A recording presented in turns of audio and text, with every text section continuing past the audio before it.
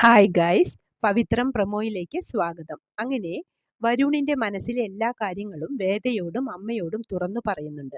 വരുണിന്റെ ആത്മാർത്ഥത രണ്ടു പേർക്കും മനസ്സിലാവുന്നുണ്ട്. അമ്മ അവനെ കെട്ടിപ്പിടിച്ച് കരയുന്നു. നിന്നെയാണല്ലോടാ ഞാൻ തല്ലിയത് എന്ന് പറഞ്ഞ് ഏങ്ങലടിച്ച് കരയുന്നു. പിന്നെ അതിന് വരുൺ സമാധാനിപ്പിക്കുന്നുമുണ്ട്. പിന്നീട് വേദയുടെ വീട്ടിൽ ജഡ്ജി ശങ്കരനാരായണനും അമ്മയും ദീപ്തിയും ശ്രീകാന്തും ഒക്കെ നിൽക്കുന്നു. അന്നേരം ഏട്ടൻ ദീപ്തിയോട് പറയുന്നത്, അവൻ നിന്റെ മുമ്പിൽ കാണിക്കുന്നത് എല്ലാം ഒരു നാടകമാണ് എന്ന് പറയുമ്പോൾ ദീപ്തിക്ക് ദേഷ്യം വരുന്നു. അത് എൻ്റെ മാത്രം കാര്യമല്ലേ എന്ന് ശ്രീകാന്തിനോട് പറയുന്നതും ശ്രീകാന്ത് എടീ എന്ന് വിളിച്ച് തല്ലാൻ കയ്യോങ്ങുന്നതും ആണ് നമ്മളെ കാണിക്കുന്നത്. ഇത് കണ്ട് അച്ഛനും അമ്മയും അമ്പരന്ന് നിൽക്കുന്നുമുണ്ട്.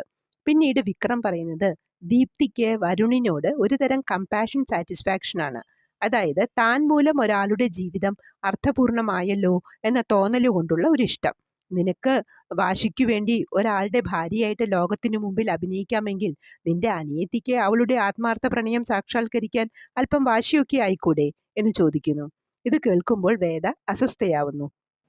വിക്രം വരുണിനോട് ഒന്ന് സംസാരിക്കുവോ എന്ന് വേദ വിക്രമിനോട് ചോദിച്ചപ്പോൾ വിക്രം അതിന് പറയുന്നത്, അല്ലാതെ നിവൃത്തിയില്ലാന്നല്ലേ എൻ്റെ ഭാര്യാവേഷം അഭിനയിക്കുന്നയാൾ പറയുന്നത്, കേട്ടല്ലേ പറ്റൂ എന്ന്. ഏതായാലും മലയ്ക്ക് പോയി തിരിച്ചു വാ, എന്നിട്ട് വേഷത്തെക്കുറിച്ചൊക്കെ നമുക്ക് ചില തീരുമാനങ്ങളാവാം എന്ന് വേദ പറയുന്നുണ്ട്.